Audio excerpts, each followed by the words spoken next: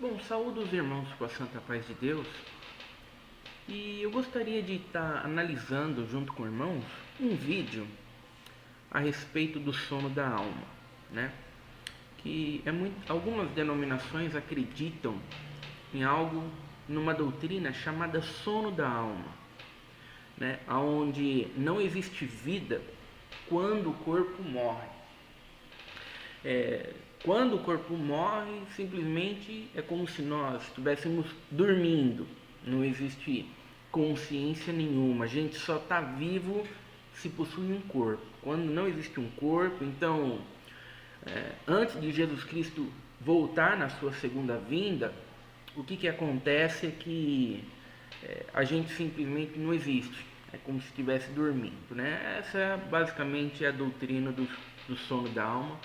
E eu gostaria de poder estar analisando para os irmãos um vídeo desse irmão aqui, chamado Carlos Einar. O que ele vai alegar sobre isso, né? E vamos assistir juntos para a gente poder estar analisando. A paz de Deus e a sua graça bendita esteja dentro do teu coração.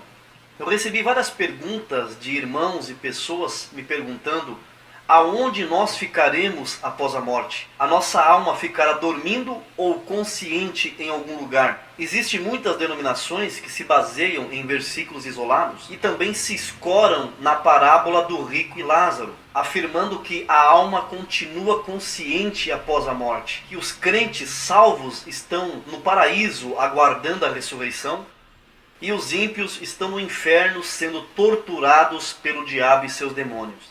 Então, aí já começa com um problema, né? A partir do momento que ele já começa com uma argumentação de que algumas pessoas estão se escorando na parábola do rico e do Lázaro, então a gente tem um problema. Como assim se escorando na parábola do rico e do Lázaro? Como assim se escorando? Né?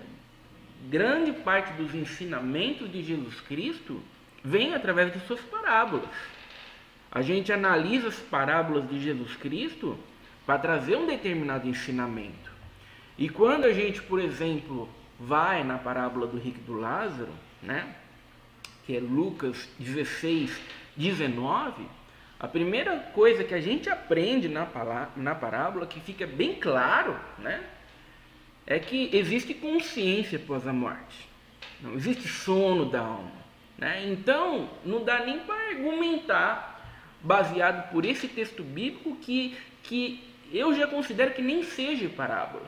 Né? Algumas bíblias colocaram lá parábola do rico e do Lázaro, mas, por exemplo, se você pegar essa versão aqui da King James, se você abrir lá, não vai estar escrito parábola lá, porque há um questionamento se isso daqui é parábola. Eu acredito que isso daqui não é parábola, né?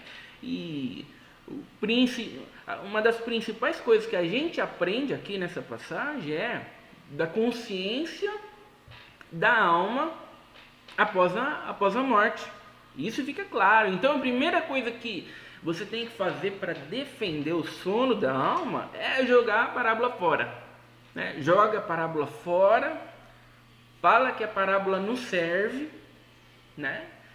E Jesus Cristo está trazendo um ensinamento. Jesus Cristo quer explicar outra coisa, e para explicar essa outra coisa, Jesus Cristo está se baseando numa mentira, né? E dizer que Jesus Cristo usa mentiras para ensinar uma determinada verdade é um verdadeiro absurdo, porque afinal de contas, quem que vai decidir então o que é verdade e o que é mentira na palavra de Deus?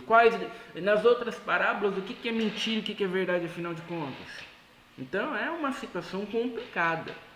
Você já começou uma argumentação jogando uma passagem inteira fora, alegando que o que está ali não é algo verdadeiro, vindo do próprio Jesus Cristo, é uma coisa um tanto quanto assustadora, né?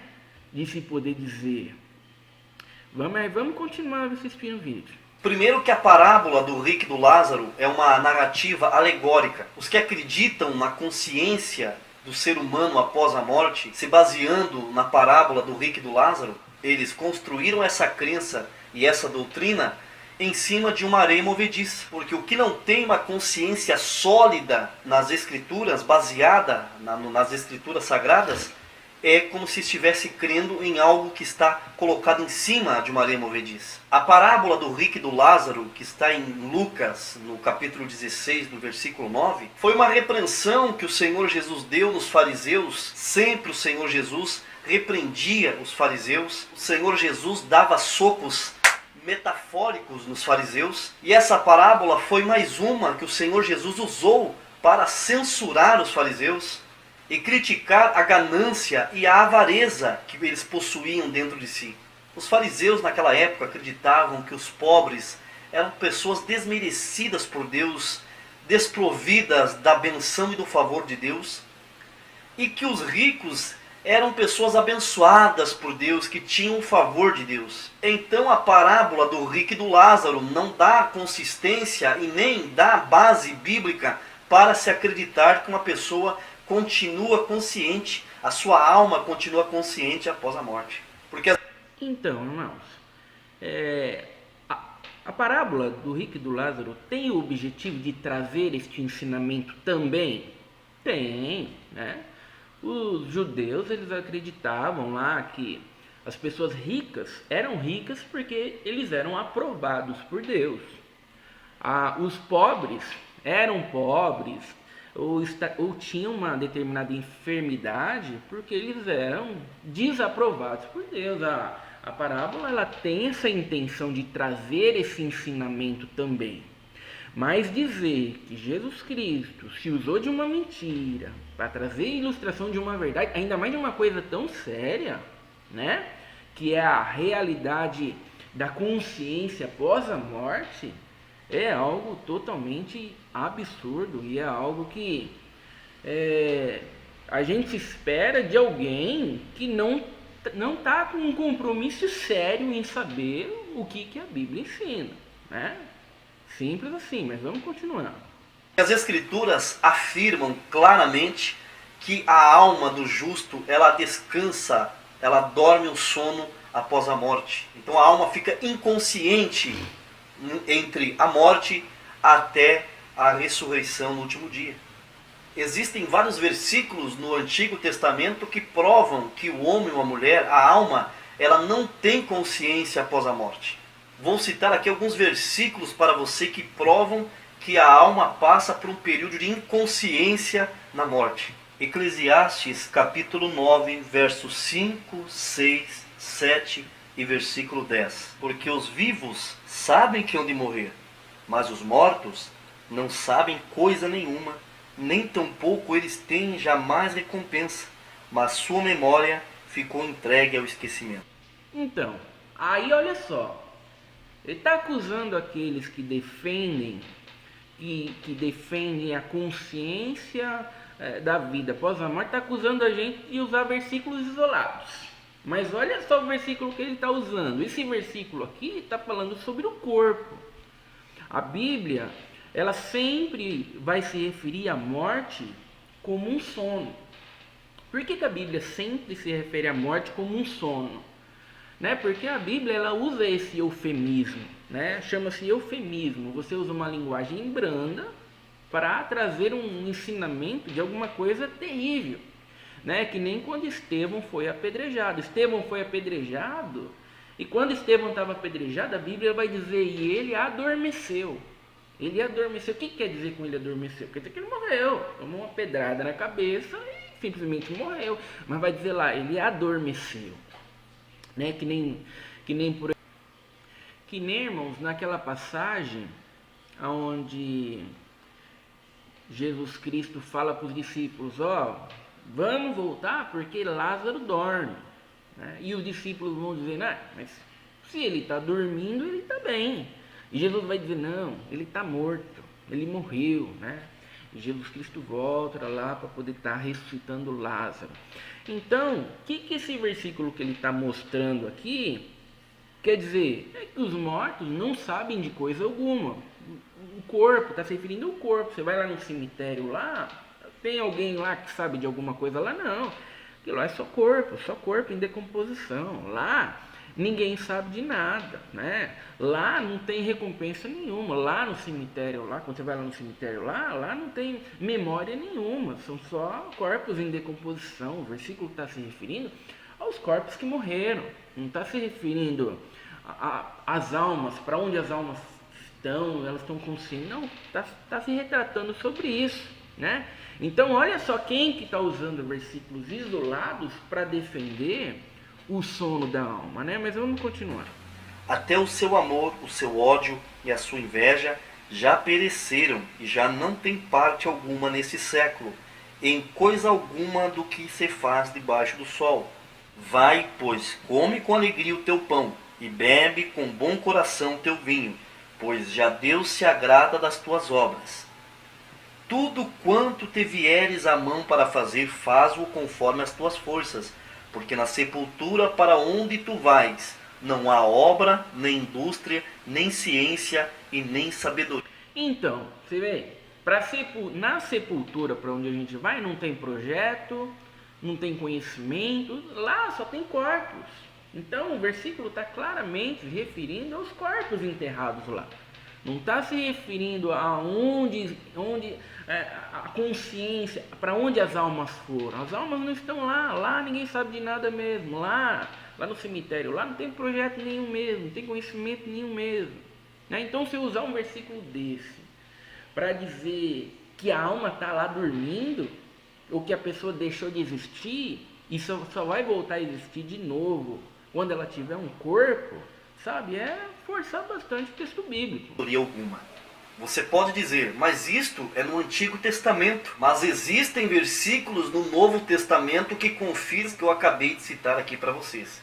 No Evangelho de João, capítulo 5, no versículo 28 e 29, diz assim: Não vos maravilheis disto, porque vem a hora em que todos os que estão nos sepulcros ouvirão a sua voz.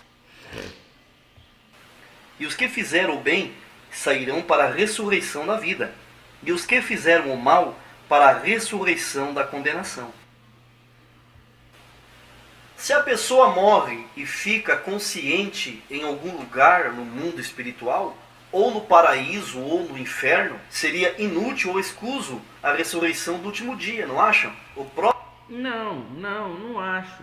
Porque nós somos feitos para termos um corpo material, né? A gente só vai estar completo, pleno e realizado quando tiver um corpo material. Aquele versículo que ele usou ali está falando sobre a ressurreição dos corpos. A gente vai ganhar um corpo novo, né? Quando a gente morre, a gente está junto com Jesus Cristo, né? Já gozando de algumas prerrogativas da eternidade, né? Já não tem mais dor, já não tem mais tormento, mas há necessidade sim de nós possuirmos um corpo material, um corpo físico. Por isso que quando chegar no último dia, por exemplo, haverá novos céus e nova terra, né? Por que novo céu e nova terra? A terra vai ser restaurada. Só que o céu também vai ser restaurado. Por que o céu precisa ser restaurado? Porque vai haver uma junção de terra e céu. A gente com o corpo glorificado, a gente vai habitar tanto na terra quanto no céu. Por isso, novos céus e nova terra. A terra vai ter que ser restaurada. Hoje o céu serve apenas para seres celestiais e a terra serve apenas para seres terrestres, né? Materiais. Então, quando houver a restauração e houver novos céus e nova terra, por que o céu tem que ser restaurado, né? Porque justamente a gente vai habitar no céu e a gente vai habitar na terra também. Vai ser uma junção de céu e terra. Então há necessidade sim da gente receber um corpo glorificado, porque a gente só vai estar pleno, completo e realizado com um corpo glorificado, né? Então esse argumento de que se a gente está lá no céu junto com Jesus Cristo, para que a gente vai querer um corpo? Para isso, né? justamente para isso. E lá no Apocalipse fala sobre isso.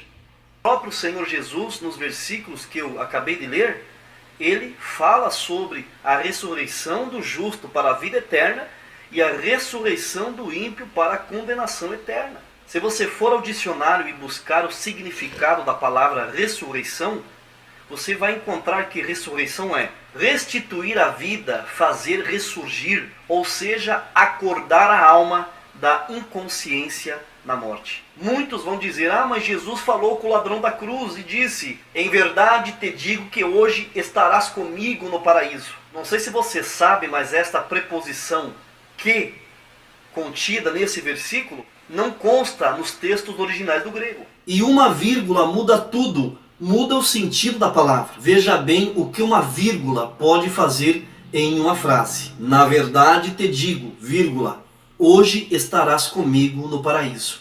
Agora veja a vírgula sendo colocada de uma maneira correta que harmoniza esse versículo com o restante das escrituras. Na verdade te digo hoje, vírgula, estarás comigo no paraíso. Então, agora olha só. Olha esse argumento. Olha isso. Não, porque a parábola do rico e do Lázaro a gente joga fora. Não serve. Não serve. É areia movediça. E não dá para respaldar, né? Tem um monte de versículos que mostram consciência. Não serve. Vamos jogar fora. Aí a gente tem essa passagem aqui. Lucas 23, capítulo 43. E Jesus lhes assegurou, com toda a certeza te garanto, 2 pontos, hoje mesmo estarás comigo no paraíso. Né? Olha só, com toda certeza te garanto. Nessa tradução aqui, ó, da Bíblia King James, que é uma ótima tradução, uma Bíblia muito fiel, né? Já coloca isso com muita clareza, nem vírgula tem aqui, né? Com toda certeza te garanto, 2 pontos. Garante o quê? Hoje mesmo estarás comigo no paraíso. Agora, não, a gente, sabe, a igreja acredita que existe o sono da alma. Então o que a gente faz? Não, a gente vai para a Bíblia e a gente precisa respaldar isso na Bíblia. Sabe, irmãos, a gente precisa aprender, irmãos, que não é a igreja que vai nos dizer como que a Bíblia deve ser interpretada. Não, irmãos, é a Bíblia que vai dizer como a igreja deve ensinar, irmãos. Sabe, eu sei que a gente pode gostar da igreja, a gente pode simpatizar com a igreja, né? A gente pode achar a igreja a melhor igreja do mundo, né? E a gente pode achar a igreja uma coisa maravilhosa, né? Mas, pelo amor de Deus, irmão, defender os erros da igreja, não, por favor, sabe? Defender os erros da igreja não dá, sabe? Você joga uma passagem inteira fora. Agora vem aqui, não, vamos trocar vírgula de lugar, nem tem vírgula aqui. O que a gente vai fazer? Vai pegar esses 2 pontos aqui, ó, e vai colocar depois do hoje aqui, ó. Com toda certeza te garanto hoje, 2 pontos. Mesmo está não aqui não funciona, né? Nessa tradução aqui não funciona. Tem que pegar outra tradução que tenha vírgula para poder fazer esse malabarismo, para poder justificar o erro da igreja. Não, irmão, pelo amor de Deus, irmão. Sabe, às vezes a gente tem que ser honesto, a gente tem que ser sincero e tem que dizer, ó, a igreja aqui, não sei por que a igreja pensa assim, realmente aqui está errado, a igreja pensa assim, mas está errado, existe sim. Sabe, irmãos, por favor, né? Por favor, isso não tem cabimento nenhum. Isso não tem cabimento nenhum, né? Por isso que eu acho importante gravar esses vídeos aqui, porque o objetivo do cristão não deveria ser defender a igreja, não deveria ser abrir a Bíblia e deixa eu justificar o que a igreja pensa aqui na Bíblia. Não, o objetivo do crente, irmão, deveria ser abrir a Bíblia e descobrir a verdade. E se de repente ele olha para a igreja, ele vê que a igreja está fazendo errado, sabe, irmãos, ele deveria se levantar e proclamar a verdade, né? Mas vamos continuar então. Tá acabando o vídeo aqui. Vamos continuar. Jesus disse, na verdade te digo hoje, que ele estava falando naquele exato momento naquela hora, que o ladrão convertido na cruz estaria em um futuro não muito distante com ele no céu. Porque Jesus, em João capítulo 6, no versículo 40, ele diz que todo homem que ir até o Filho e crer nele, seja ressuscitado no último dia, no dia da vinda do Senhor Jesus. Então, mas está falando sobre a ressurreição do corpo glorificado.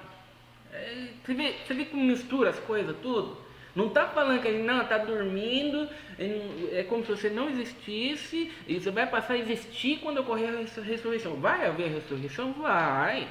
Mas a gente não deixa de existir quando morre. Então, você vê como leva-se os argumentos para a direção errada? Por que esse ladrão convertido na cruz seria melhor que os outros? Por que só ele iria direto para o céu sem ressuscitar? E Jesus não foi para o paraíso naquele dia. E nem levou o ladrão convertido junto com ele. Exatamente. Peraí, deixa ele acabar de falar. Em João capítulo 20, versículo 17, quando Jesus encontrou Maria no sepulcro, o Senhor Jesus disse a ela: não me detenha, porque eu ainda não subi para meu Pai. Exatamente. Então, aí o que acontece? Como que Jesus falou para o ladrão na cruz: hoje mesmo estarás comigo no paraíso? E como que Jesus Cristo vai falar para Maria que eu ainda não subi para o Pai? Como que é possível isso? É simples, irmãos. Havia um paraíso das partes inferiores, né? Quando as pessoas morriam, todas elas, na verdade, iam para o Hades, né? Era um local lá, só que os maus já ficavam em tormentos, né? Quando a gente vai lá na parábola na parábola do rico e do Lázaro, né? O que acontece, irmãos, é que você vê que havia um abismo. O rico estava em tormentos e ele estava vendo Lázaro junto com Abraão. Como é que o perdido pode estar enxergando o salvo e existe um abismo no meio? Por quê? Por causa disso. Ninguém ainda podia entrar no céu, porque para entrar no céu você precisa ter obras perfeitas, e Jesus Cristo não tinha morrido na cruz ainda. Então eles estavam praticamente num paraíso provisório. Eles não estavam em tormento, eles não estavam lá sofrendo, mas ainda não era o local ideal. Por isso que a parábola do rico e do Lázaro, né, a passagem do rico e do Lázaro vai mostrar o Lázaro sendo consolado por Abraão e o rico já em tormentos. Só que vai haver ainda a segunda morte, que é o lago de fogo, né? Depois que Jesus Cristo morreu na cruz, ele desceu às profundezas das partes inferiores, né? E isso aí é um assunto para um outro texto, um outro vídeo, né? Que é algo mais complexo. Mas ele desceu e ele resgatou essas pessoas e ele levou essas pessoas para cima. Então hoje a gente não vai mais para esse paraíso das partes inferiores. Hoje a gente vai pro céu mesmo, né? Porque Jesus Cristo já pagou o preço. O paraíso das partes inferiores está vazio, mas o local de tormento ainda está cheio, né? Por isso que é desse jeito que se explica essa argumentação que o irmão está usando aqui, né? Como é que Jesus falou para a mulher que foi lá no sepulcro lá que ele ainda não subiu para o Pai? E como é que ele disse para o ladrão na cruz: hoje mesmo estarás comigo no paraíso? Exatamente dessa forma. Jesus desceu quando ele vai no paraíso das partes inferiores lá, o ladrão na cruz está lá junto com Abraão, está lá junto com Lázaro, está todo mundo lá, todos os salvos estão lá. Não é um local ideal ainda, mas estão lá. E depois Jesus Cristo resgata, por isso que a passagem vai dizer, e levou cativo o cativeiro. Jesus Cristo resgatou todo mundo, né? E deixou apenas os perdidos lá no lado de tormento, né? Então não há muita dificuldade, né, em estar explicando. Não há uma contradição no texto bíblico, né? Jesus Cristo morreu E ele ficou 3 dias morto. Ele ficou 3 dias morto, inconsciente, totalmente sem consciência. Não, Jesus Cristo, o que Jesus Cristo estava fazendo nesses 3 dias, né? Uma das coisas que ele foi fazer outras coisas, né? Que eu não vou me alongar nesse vídeo, mas o que ele foi fazer foi resgatar os salvos que estavam no paraíso das partes inferiores. Nessa ocasião, o Senhor Jesus já havia ficado 3 dias na sepultura. Ainda não subi para meu Pai, mas vai para meus irmãos, e diga a eles que eu irei subir para o meu Pai, o meu Deus e o vosso Deus. Ah, mas o apóstolo Paulo disse lá em Filipenses 1:23 que era melhor partir para estar com o Senhor. Sim, o apóstolo Paulo aos Filipenses capítulo 1, versículo 23, ele disse... Você vê, ele mesmo sabe que tem um monte de texto bíblico que... Ele mesmo está falando, o apóstolo Paulo falou que é melhor partir e estar com o Senhor. O que o apóstolo Paulo está querendo dizer? Que ele sabia que ele ia morrer e ele iria estar junto com Jesus Cristo. Simples assim. Mas em ambos os lados eu estou em aperto, tendo desejo de partir e estar com Cristo, porque isto ainda é muito melhor. Em 2 Coríntios capítulo 5, versículo 8, Paulo também diz: mantemos a confiança e desejamos antes deixar este corpo para habitar com o Senhor. A verdade é que estas duas exclamativas do apóstolo Paulo, ele falava de estar com Cristo na ressurreição. Então, aonde está escrito isso? O apóstolo Paulo fala assim, sabe, eles estão em aperto, sabe, eu não sei, eu gostaria de ficar aqui com vocês, mas se eu morresse agora, eu estaria com Jesus Cristo, que é muito melhor, sabe, e eu estou dividido, eu não sei se eu fico com vocês, eu não sei se é melhor eu partir, estar com Cristo. Aí ele me vira e me fala, não, mas Jesus está se referindo ao último dia. Da onde está escrito isso, irmão? O apóstolo Paulo está sendo bem claro. Está sendo bem claro, o apóstolo Paulo está dizendo, ó, se eu partir agora eu vou estar com Jesus Cristo. Aí a gente vira e a gente diz, não, ele está dizendo aqui que quer partir e estar com Jesus Cristo, mas ele está se referindo ao último dia. Não, mas ele está falando ali que se ele morresse naquele exato momento, ele estaria com Jesus Cristo. Ele falava de estar com Cristo na ressurreição do último dia. Você vê, isso é por conta dele. O texto bíblico não fala sobre isso. Ó, meu desejo é partir e estar com Cristo no último dia. Né? Não, isso aí é por conta dele. E essa é a interpretação que ele está dando para aquilo que o apóstolo Paulo falou. Muitos duvidam da capacidade intelectual do apóstolo Paulo. Porque em um versículo ele mesmo disse: combati o bom combate, acabei a carreira e guardei a fé. Desde agora a coroa da justiça me está guardada, no qual o Senhor, o justo juiz, me dará naquele grande dia, não somente a mim, mas a todos aqueles que amarem a sua vinda. Então, exatamente. Aí que está misturando todas as coisas, né? O apóstolo Paulo sabia que vai ter aquele grande dia em que a gente vai ser recompensado, que são os galardões. No último dia, exatamente, a gente vai receber um corpo glorificado, a gente vai receber um galardão, tudo. Mas o apóstolo Paulo não está querendo dizer, até esse último dia eu vou ficar dormindo. Até esse último dia aí eu não vou existir. Sabe, porque sem corpo eu não existo, sabe? É como um sono. Mas no último dia eu vou existir. Não, está confundindo todas as coisas. Está confundindo todas as coisas. Você vê, você está pegando textos que está falando sobre galardão, está pegando texto que está falando sobre... recompensas, né? Quando a gente receber um corpo glorificado e está querendo justificar que, tá vendo? Ó, antes disso acontecer, tá todo mundo dormindo. Antes disso acontecer, a gente não existe. Antes disso acontecer, não, mas e a parábola do rico? Não serve. Não, e quem falou pro ladrão da cruz? Não, tá faltando uma vírgula lá. Você vê? Não, irmãos, realmente, no último dia a gente vai receber a coroa. A gente vai receber galardões, a gente vai receber recompensas. Exatamente, no último dia, isso vai ser no último dia. Né? Quando a gente receber um corpo glorificado, até lá, a gente aguarda, consciente, junto com Jesus Cristo. 2 Timóteo capítulo 4, versículos 6 ao 8. O apóstolo Paulo tinha consciência que ele iria receber o prêmio da justiça naquele grande dia, no dia da volta do Senhor Jesus, no dia da ressurreição, e não após a sua morte. Em 1 Tessalonicenses capítulo 4, versículo 13, diz que no momento da volta do Senhor Jesus, os vivos transformados e os mortos em Cristo ressuscitados serão arrebatados juntos. Os mortos irão para o céu junto com os justos, os cristãos salvos que estarão vivos na ocasião da volta do Senhor. Quando Jesus vier buscar a sua igreja, os mortos em Cristo irão ressuscitar, voltarão à sua consciência, deixando claro que ninguém está no céu ainda. Se você gostou desse vídeo, deixe o teu like. Se você ainda não é inscrito.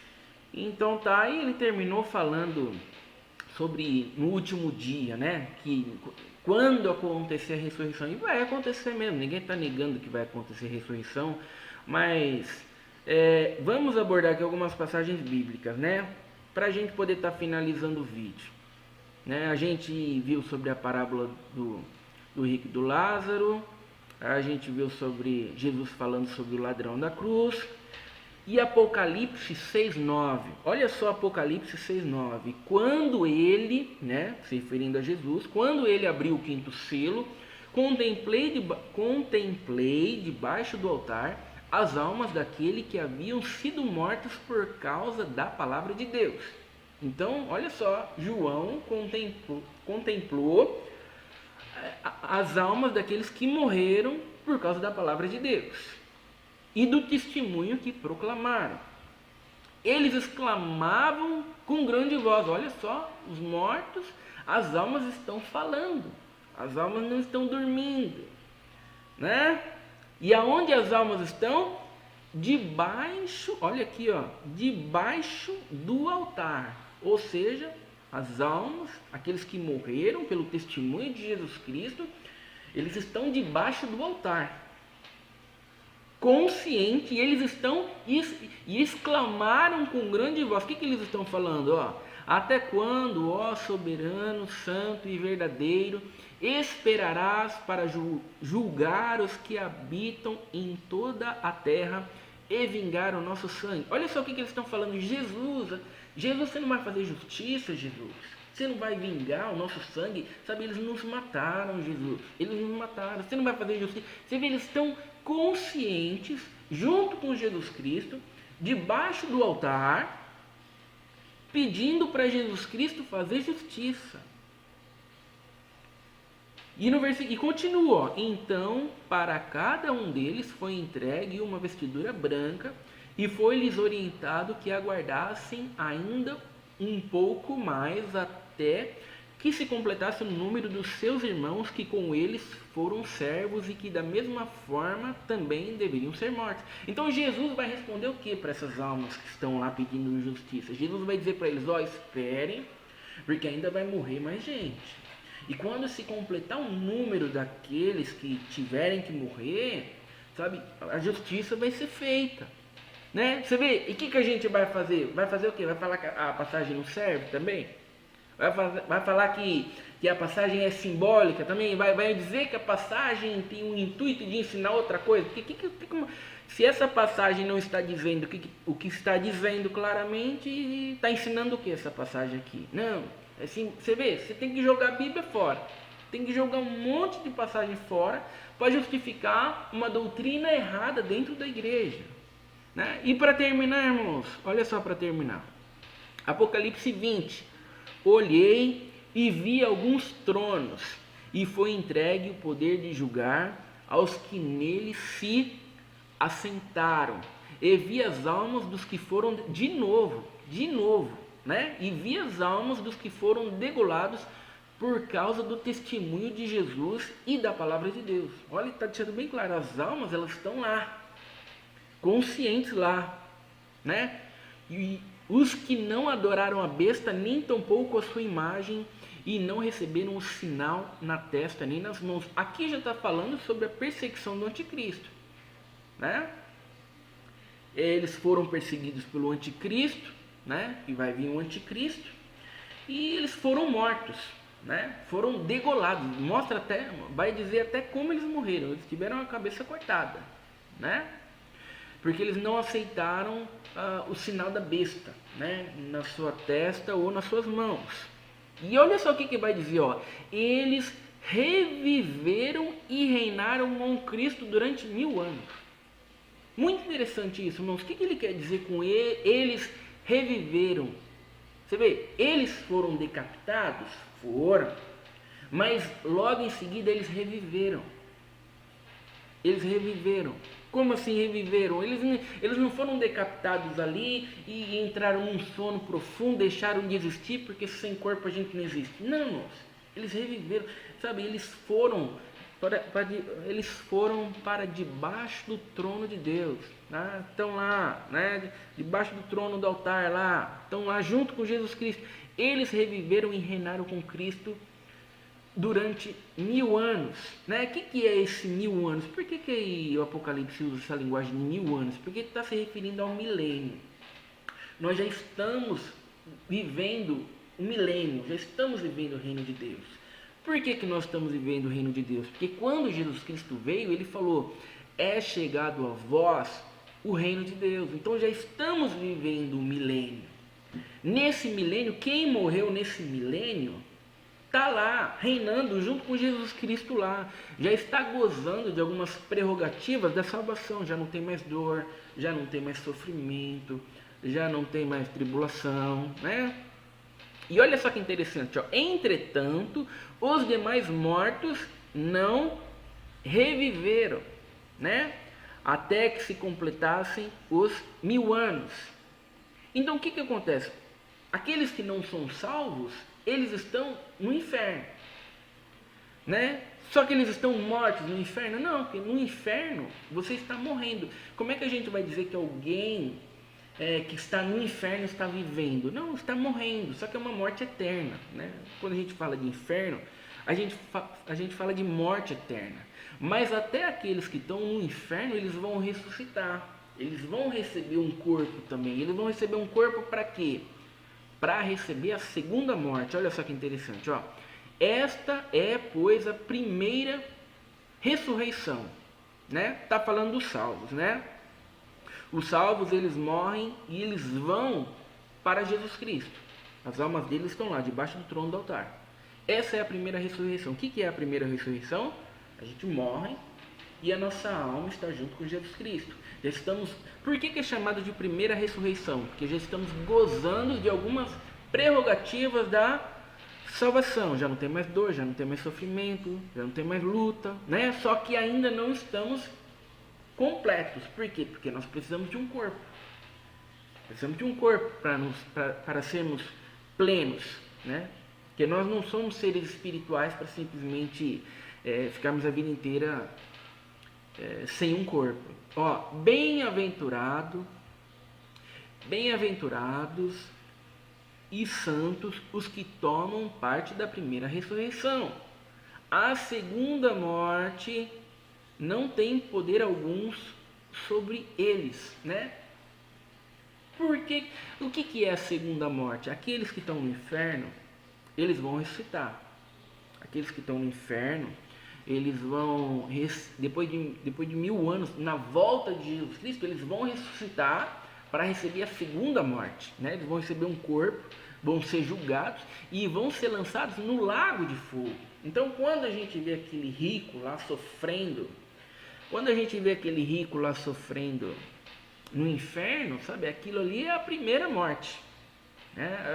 Aquilo ali é a primeira morte. Ele morreu aqui na vida aqui, foi para lá, mas ele vai para a segunda morte ainda, que é o lago de fogo. Mas aqueles que estão com Jesus Cristo, eles nunca vão provar a segunda morte, né? Eles morreram, estão lá junto com Jesus Cristo e dali, na volta de Jesus Cristo, eles vão receber um novo corpo. E vai dizer, serão sacerdotes de Deus e de Cristo e reinarão com ele pelo período de 1000 anos, né? Então, irmãos, são passagens que deixam bem claro.